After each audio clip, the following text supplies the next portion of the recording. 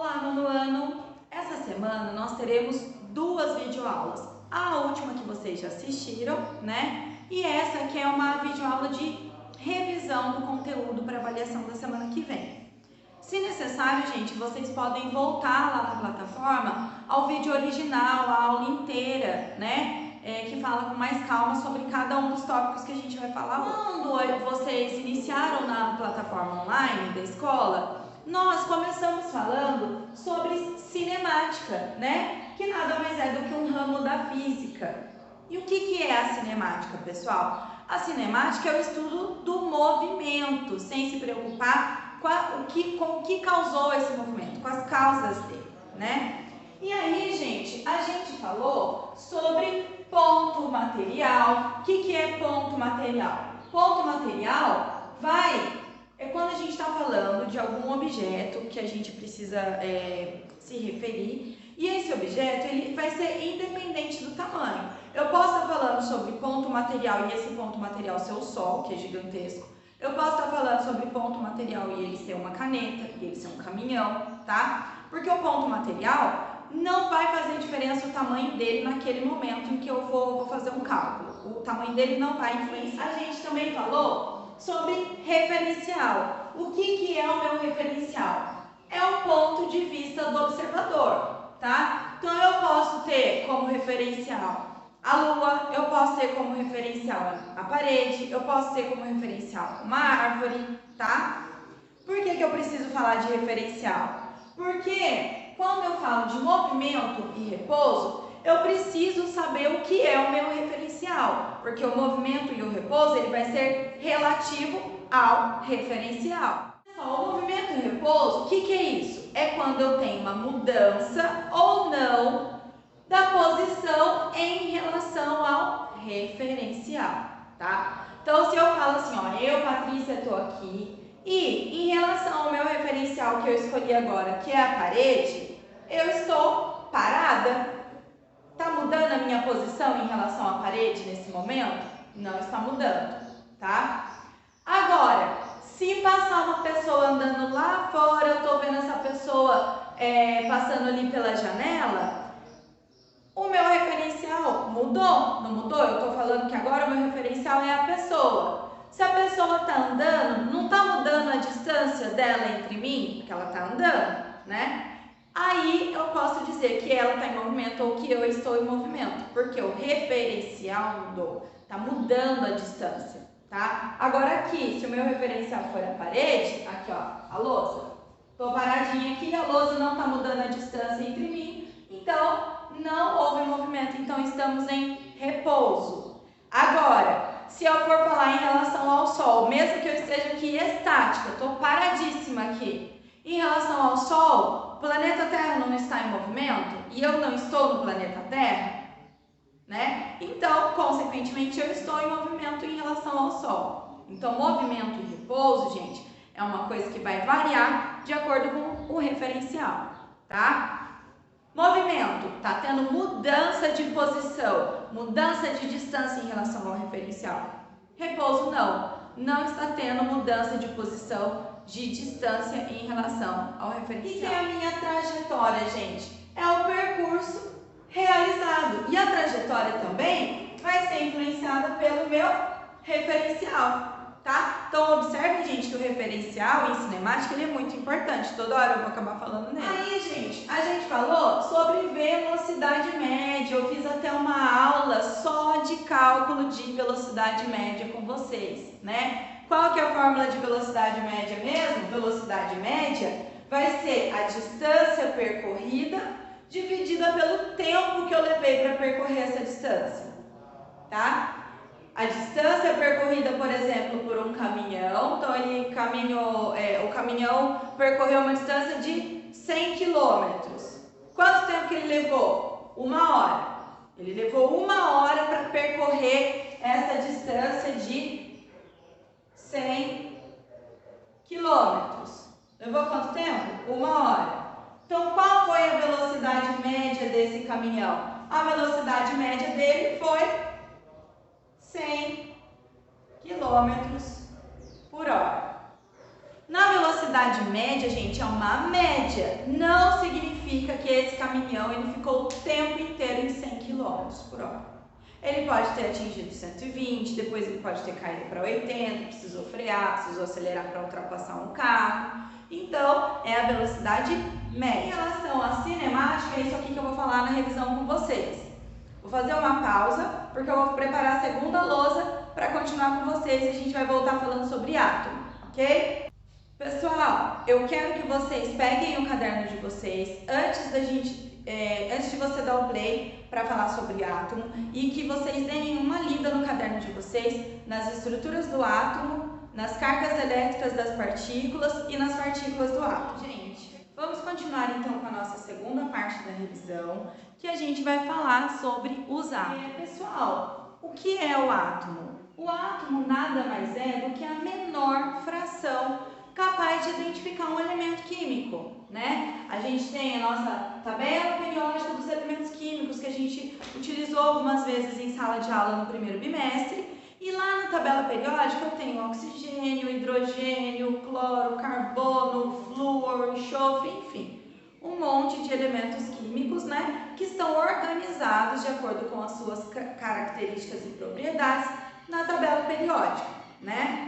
Aí, gente, o que acontece? Além da gente falar que ele é a menor fração capaz de identificar um elemento químico, nós também podemos falar que o átomo é a unidade fundamental da matéria, tá?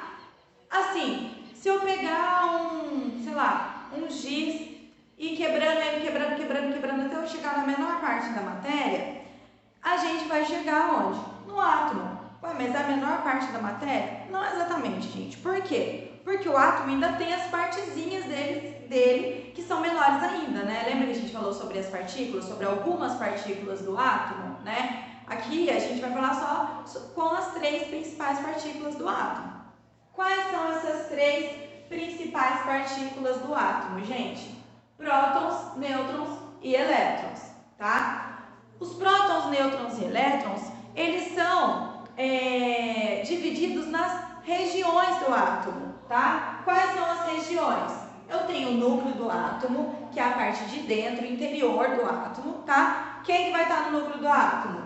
Os prótons e os nêutrons.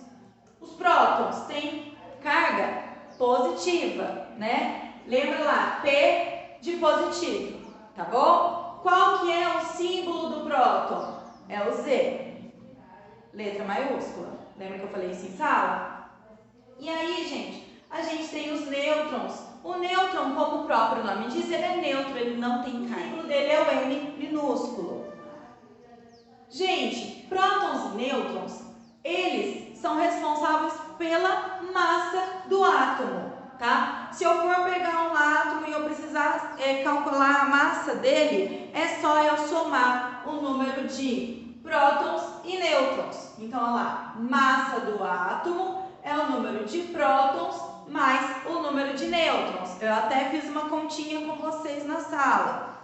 Vamos dizer que eu tenho um átomo aí com um próton e um nêutron. Qual que é a massa dele? 1 mais 1, 2.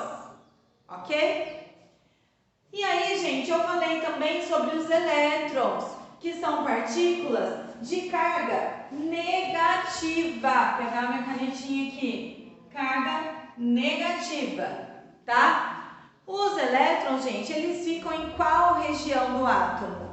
Na eletrosfera, né? E aí, gente, eu falei para vocês sobre as camadas e subcamadas da eletrosfera, tá? Quais são as camadas da eletrosfera? K, L, M, N, O, P, Q. São 7 camadas. Também, gente, falei com vocês na videoaula sobre a história do átomo, a evolução dos modelos atômicos, né? Porque quem que começou com essa teoria de átomo? De onde que tiraram isso?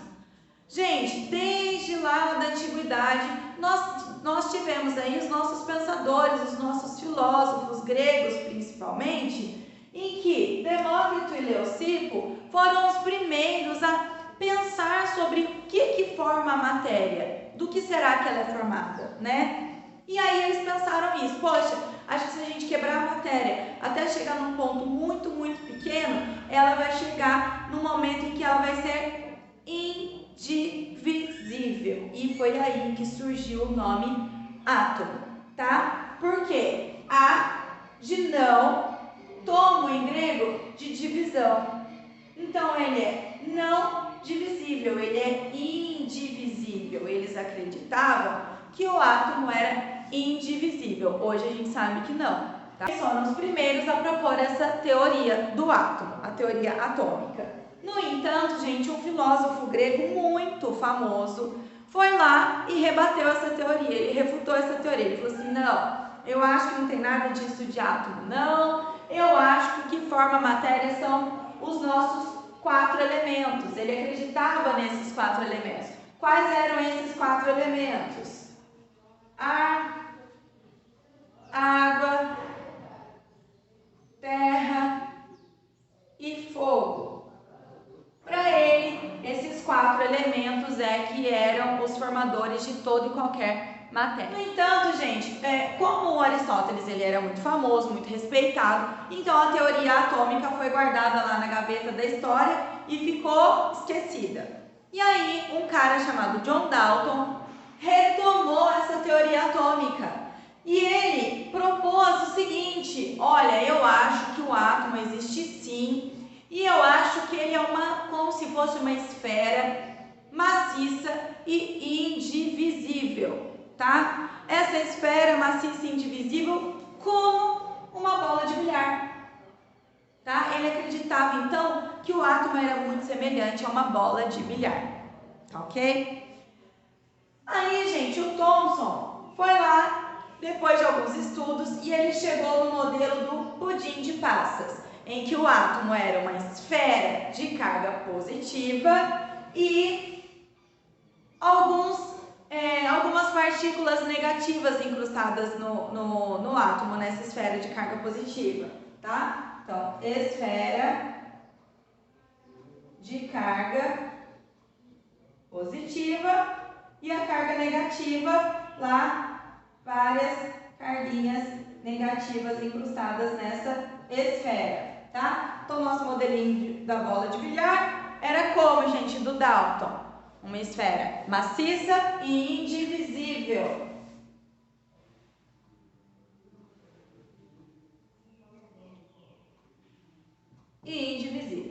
Aí o Thomson veio e já propôs o segundo modelo atômico da esfera de carga positiva, porém com algumas cargas negativas incrustadas nela, como parecido com o pudim de passas, e ficou conhecido como o modelo do pudim de passas.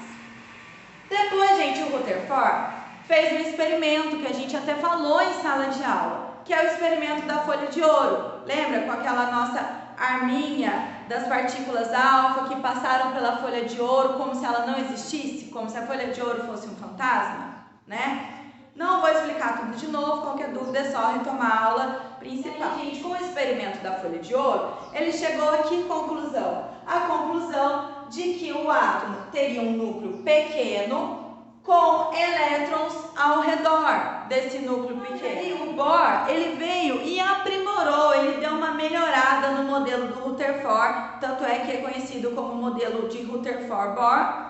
E ele falou o seguinte, além desse núcleo pequeno com cargas elétricas negativas ao redor, eu acho que também tem os nêutrons para equilibrar essas cargas aí dos prótons e dos elétrons. E eu acho que esses elétrons, eles não ficam só dispersos, eles possuem, eles estão numa região com camadas de energia, com níveis de energia. Então foi ele que acrescentou as camadas de energia. Então esse modelo, o modelo planetário, é o modelo do Rutherford-Bohr, tá? E hoje, gente, a gente tem um modelo mais aprimorado ainda, é o modelo atual, que é conhecido como modelo da nuvem de elétrons, tá bom? Vou fazer outra pausa, vou preparar minha lousa aqui. Enquanto isso, gente, o que eu quero que vocês façam? Vão no caderno de vocês, na parte que fala sobre matéria, propriedades gerais e específicas. Bom, pessoal, já preparei a nossa lousa aqui, ela ficou pequena até pro tanto de coisa que eu tenho que falar, que esse bimestre e o bimestre anterior a gente conseguiu falar de bastante coisa, né? Então vamos lá, gente. O que é matéria? Matéria é tudo que tem massa, que ocupa lugar no espaço e é formado pelo quê, pessoal? Por átomos, né? Acho que eu já falei isso zilhões de vezes na cabeça de vocês já estão craques, né? Continuando, gente. A matéria, ela vai ter as suas propriedades, né? Então, gente, as propriedades da matéria, elas podem ser gerais, ou seja, toda a matéria vai ter. Ó, acento, professora. Você vive cobrando a gente. Foi mal, pessoal. E aí nós temos também as propriedades específicas. Ou seja, as propriedades específicas, elas sim vão me permitir diferenciar uma matéria de outra. Por quê? Porque ela é específica, ou seja, uma matéria vai ter, outra não vai ter, ou vai ter, mas de forma diferente, tá bom? E aí, gente, as propriedades específicas, eu falei com vocês das organolépticas, que são aquelas que algum dos órgãos dos sentidos do meu corpo vai poder perceber. Então, por exemplo, a cor. A cor é uma propriedade específica organoléptica. Por quê? Quem que percebe? O olho.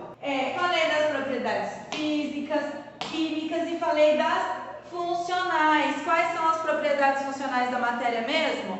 Ácidos, bases, óxidos e sais. Pessoal, e aí eu já emendei, já falei com vocês também sobre as moléculas. O que são as moléculas? As moléculas nada mais são do que o quê? Um agrupamento de átomos. Mas esse agrupamento ele é feito de qualquer forma? Não, gente. O agrupamento dos átomos para formar uma molécula, ele segue algumas regrinhas, ele tem uma organização. As moléculas, gente, elas reunidas, elas formam as substâncias e as misturas, tá? O que são substâncias? São coisas que eu tenho na natureza. Substâncias, elas podem ser simples ou compostas. O que é isso? Substância simples só vai ter um tipo de elemento químico. Então, um exemplo de substância, uma coisa que eu tenho na natureza, que inclusive eu utilizo na minha respiração, é o gás oxigênio. Ele é uma substância simples. Por quê? Porque ele é formado por somente um tipo de elemento químico. Que elemento químico? O oxigênio, que está ligado um átomo de oxigênio com outro átomo de oxigênio. As substâncias, gente, elas podem ser também compostas, que é o quê? Formado por mais de um tipo de elemento químico. Aí eu dei de exemplo também uma outra coisa que nós temos na natureza que está no ar, tá?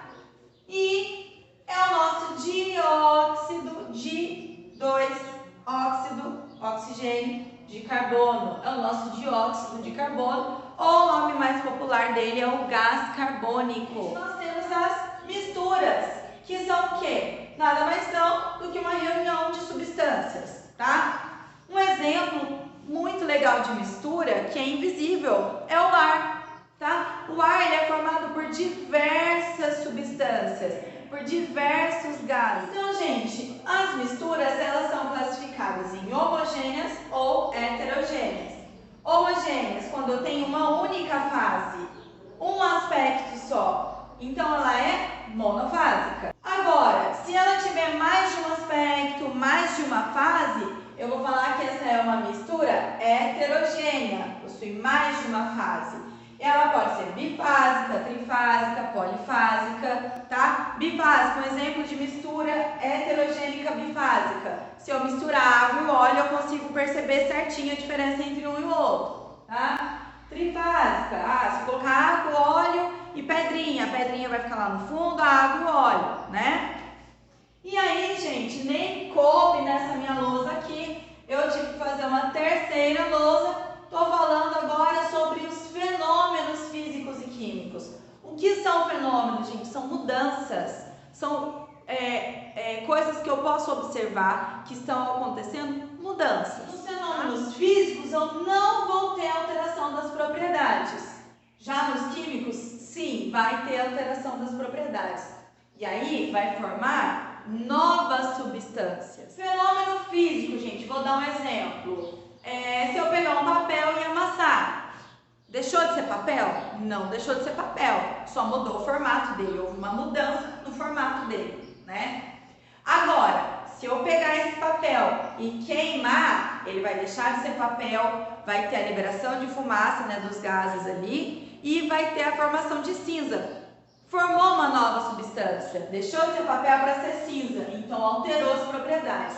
E aí eu chamo isso de fenômeno químico. Por último, finalmente, eu falei com vocês também sobre os estados físicos da matéria, mas eu falei de uma forma mais molecular, um enfoque mais nas moléculas, como que fica a organização molecular da matéria nos estados físicos dela, tá? Falei sobre os sólidos, líquidos e gasosos, tá? Sobre os gases.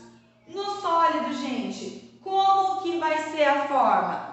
A forma, ela vai ser fixa. Se eu pegar essa caneta, que é sólida, colocar dentro de uma vasilha, ela vai mudar o formato dela? Não, né? Então, nos sólidos, a forma é fixa. E o volume, ela vai aumentar ou diminuir de tamanho se eu colocar numa vasilha? Não. Então, o volume também é fixo. Se eu colocar um pouco de água numa xícara, ela vai tomar o formato da xícara, não é? Se eu colocar num copo, ela vai tomar o formato do copo. Se eu colocar na jarra, ela vai tomar o formato da jarra, né? Então, como que é a forma do líquido? É fixa? Não, ela é variável, certo? O volume, gente, o volume não, né? Se eu colocar 250 ml de água no copo, na xícara ou na vasilha, vai continuar sendo 250 ml, a não ser que eu derrube. O volume vai ser fixo. Já nos gases, gente, a forma e o volume vão ser variáveis, porque os gases, eles tomam a forma do recipiente em que eles estão. Então, por exemplo, se eu pegar e encher um balão de aniversário redondo, ele vai tomar o formato do balão, vai ficar redondo junto com o balão. Agora, se o balão tiver um formato de coração, vai ter o formato de coração do balão, não é? Então, gente, nos gases, a forma vai ser variável, tá? E o volume também vai ser variável. Os gases eu consigo comprimi-los ou permitir que eles se expandam. Então, volume variável também. Como que vai ser a representação das moléculas no sólido, gente? As moléculas no sólido, elas estão bem agrupadas e organizadas e fixas no mesmo lugar, tá? Por isso que o sólido, ele não muda a forma dele, porque elas estão fixas, mas elas estão estáticas, elas estão paradas? Não, elas possuem um vibrar. Já no líquido, gente, eu tenho essas moléculas não tão próximas, tá? E elas ficam livres. Por isso que o líquido, ele faz um movimento, porque as moléculas estão livres, elas não estão presas numa mesma posição. Nos gases, gente, os gases, eles têm uma característica muito interessante, porque eles tentam sempre ocupar o máximo de lugar que eles conseguirem, tá? Então, os gases, as moléculas ficam bem separadas e elas estão super livres, ok? Falei também, gente, sobre as mudanças dos estados físicos da matéria, né? Do sólido para o líquido, do líquido para o gasoso, até citei o exemplo lá clássico do gelo, né? O gelo, se houver um aquecimento desse gelo, ele vai se transformar em líquido. Se eu continuar aquecendo, ele vai se transformar em vapor, não é? Vai se transformar num gás. Agora, se houver um resfriamento, esse gás, as moléculas, elas começam a ficar mais próximas umas das outras, até se aglutinarem e formarem o líquido. Ok, houve mais resfriamento ainda, e aí vai ter a formação de um sólido, né? Por exemplo, se eu pego alguma coisa, tiro alguma coisa muito gelada do congelador, deixo lá na pia, eu não consigo observar depois em volta da vasilha aquelas gotículas de água. Por quê? Porque eu tenho vapor d'água no ar, né? Lembra que o ar é uma mistura de gases, dentre ele o vapor d'água. Então eu tenho vapor d'água ali no ar, Só que em volta da vasilha houve um resfriamento. Então, o que acontece com as moléculas dos gases que estão ali no ar? Elas começam a se juntar, se aglutinar, até que formam as gotículas, formou o líquido. E se eu deixo mais um tempo ali, se estiver muito gelada essa minha vasilha, não forma até um gelinho por fora? Formação do sólido. Falei também para vocês, gente, que eu queria que vocês deixassem no caderno aquela tabelinha das mudanças, né? Então, do líquido para o sólido está acontecendo o quê? Solidificação. Do sólido para o líquido, fusão. Aquela tabelinha eu quero que vocês deem uma olhadinha. Pessoal, uma coisa que eu quero falar com vocês que eu esqueci de comentar aqui. Vou perguntar na avaliação se qual sei lá, isso aqui é uma propriedade física, ou é uma propriedade química, ou é uma propriedade organolética. Gente, não vou pedir decoreba, acho que essa altura do campeonato não é de forma alguma um momento de decoreba, eu nem sou muito a favor da decoreba, tá? Eu quero que vocês entendam, ok? Então, tem uma que não tem escapatória. Organolética, gente, não tem escapatória. Organo, de orgânico, ou seja, uma parte do meu corpo que vai perceber, um órgão do sentido que vai perceber. Então, ela pode até ser que eu pergunte, a cor é uma propriedade organolética? Ela é uma propriedade organolética, porque meu olho percebe o cheiro. É uma propriedade organolética? Sim. Quem percebe? Meu nariz, né? O meu olfato. Então, pessoal, é a única que pode ser que eu pergunte, porque isso não precisa de decoreba, precisa de entendimento, ok? Pessoal, é isso que eu tinha para falar com vocês. Não esqueçam de dar uma estudada nisso aqui na tabelinha, tá? Mas principalmente de entender a questão molecular dos estados físicos da matéria. A revisão de hoje ela termina por aqui. Se não compreender, pode me chamar no WhatsApp para a gente tirar dúvidas, tá bom? É isso, gente. Até a próxima aula, que vai ser uma orientação sobre avaliação. Beijo, pessoal!